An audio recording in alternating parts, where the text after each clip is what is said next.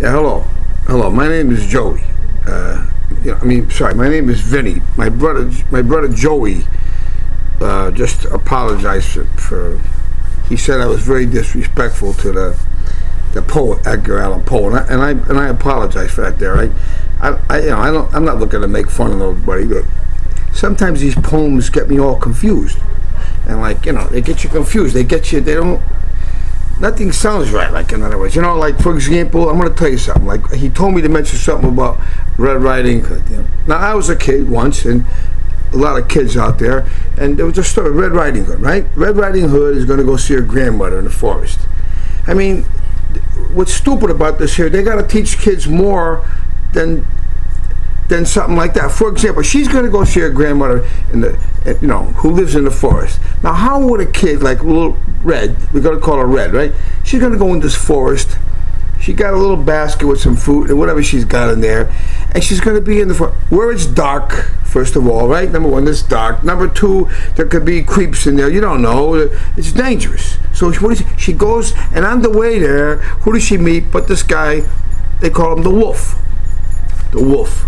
I knew a guy named Charlie Sinelli back home, back in Connecticut. They called him the Wolf. But anyway, she meets this guy, and he says, he's the Wolf, and he says, hi, how are you? And they're talking, a lot of nothing, the conversation was very limited.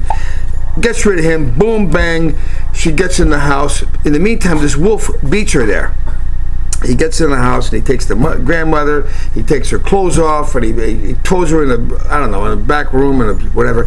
And then he's in the house. Now she walks in, and I gotta tell you something. I don't want to be disrespectful to whoever wrote this thing, but how could anybody sit there, this girl Red, walk in and look at this woman and say, "Oh, Grandma, what big eyes you have, and what a big mouth." And all. How can you? First of all, when you look at this guy, you know it's a wolf. It's a wolf. It's an animal. It's a freakazoid. You're supposed to be. It bothered me a lot when I saw that. Anyway, then from there it went on to what big eyes you have, and then the thing attacked her. Well, I want to say something. First of all, this girl Red had no right going to her grandmother's house. And I don't think anybody should go to anybody's house unless they're properly escorted by the proper people. So I wanted to say that. Now I want to go back and say the same thing for the three pigs. These three pigs, where's their mother and father? Did you ever hear of their mother and father? How about, now Goldilocks or the three bears, they go out there. First of all, why did they lock their house? Who are you? You leave your house, you don't lock it up.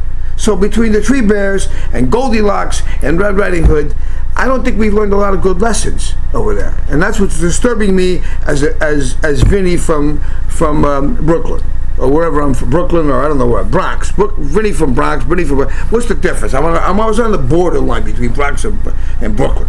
So anyway, that's it, and I hope that everybody understands that there's a moral to this story. The moral is,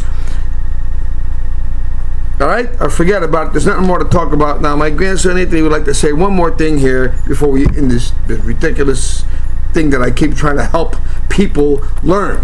Excuse me. Thank you, Anthony. Hey. I'm sorry. If you're all ready to go, do the first one first.